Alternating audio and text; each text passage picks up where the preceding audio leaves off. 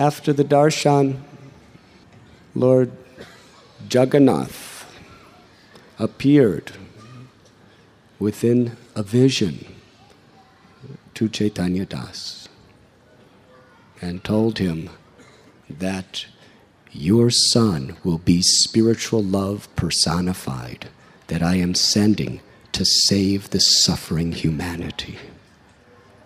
Then Lord Chaitanya called for Chaitanya Das and told him, go to Goda Desh immediately.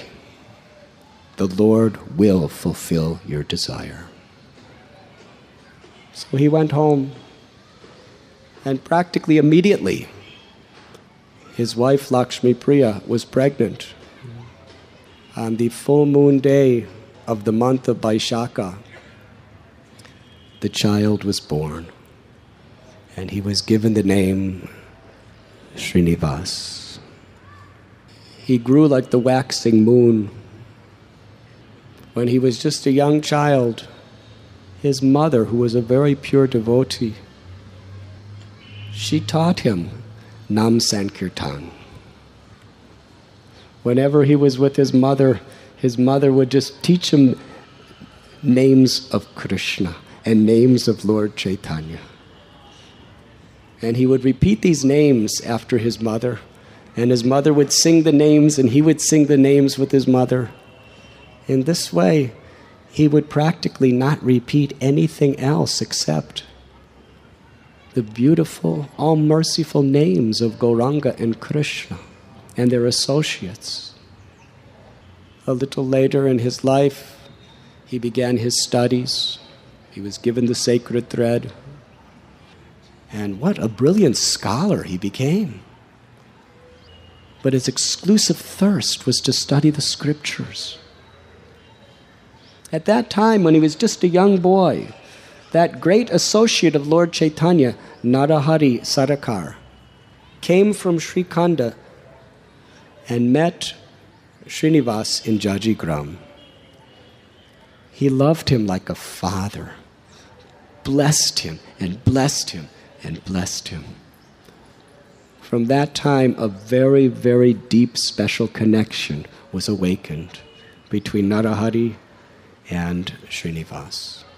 Srinivas was so eager to hear about Lord Chaitanya. He would ask his father repeatedly to tell him the pastimes of the Lord. And as he'd hear his father speak, Srinivas would be intoxicated. He could not hear enough. Chaitanya Das explained to him about the appearance of Lord Caitanya Mahaprabhu.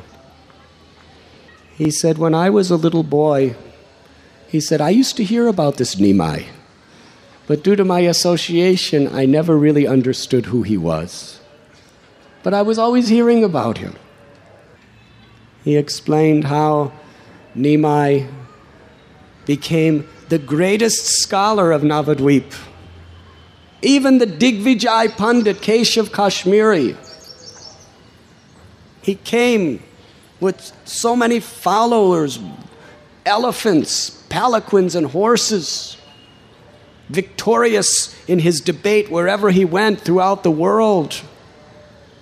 But Nimai, knowing that he was the favorite of Goddess Saraswati, defeated him, smashed all of his pride without hurting his heart. That was a miracle. And how the Digvijay Pandit surrendered to Lord Chaitanya. He told the story of Lord Chaitanya's going to Gaya and taking initiation from Iswara Puri and serving his guru with great love. And how he came back to Navadvip and established the Harinam-sankirtan movement. And there, along with his devotees, were constantly intoxicating, chanting and dancing throughout the day and night and hearing the glories of Sri Krsna. He explained the power of Lord Caitanya and Lord Nityananda's mercy in the story of Jagai and Madhai. How the Lord performed Nama-Sankirtan through the streets of Navadvip to the house of Chand Kaji, with so many millions and millions of people, most of the demigods from the celestial worlds descended and disguised themselves as ordinary people to participate in this kirtan of Nimai. And how the Qazi surrendered to him. And then he explained, I was hearing these stories. I was yearning and yearning and yearning to see Nimai. And finally, I decided I'm going there. I've surrendered my heart and my life to him. I must go there. I've never seen him. And I was on my way from Cakhandi Gram to Jajigram. And en route to Navadvip, I decided to stop in Katwa. Because Keshav Bharati, from my very childhood, was like a father to me. Whenever I visited him, he just showered affection upon me and always allowed me to be a guest in his ashram. So I decided I will see Keshav Bharati, get his blessings, and then go to Navadvip. But when I was approaching Katwa, I saw thousands of people running to the home of Keshav Bharati. And I asked them, why?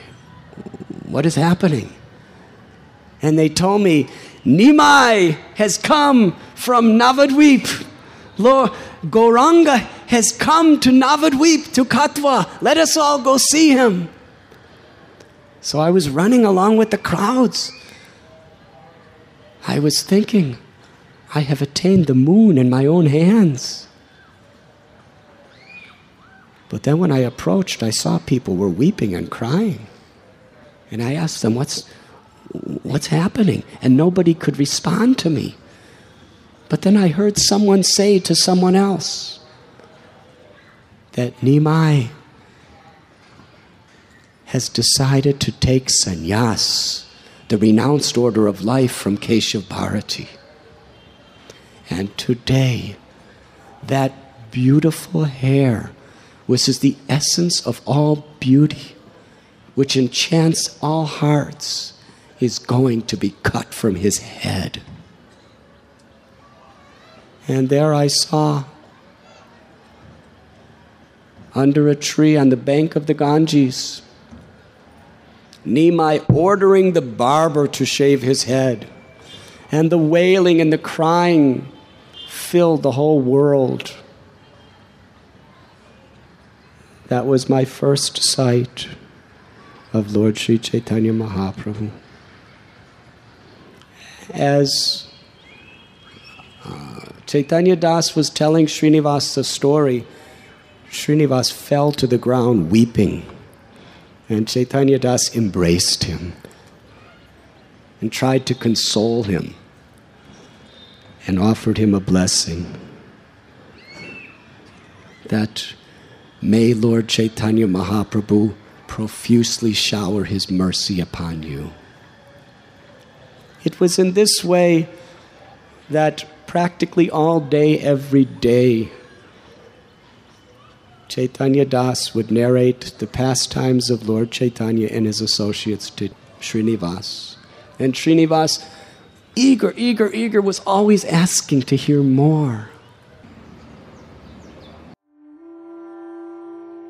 You were listening to Radhanath Swami on devotionalnectar.com.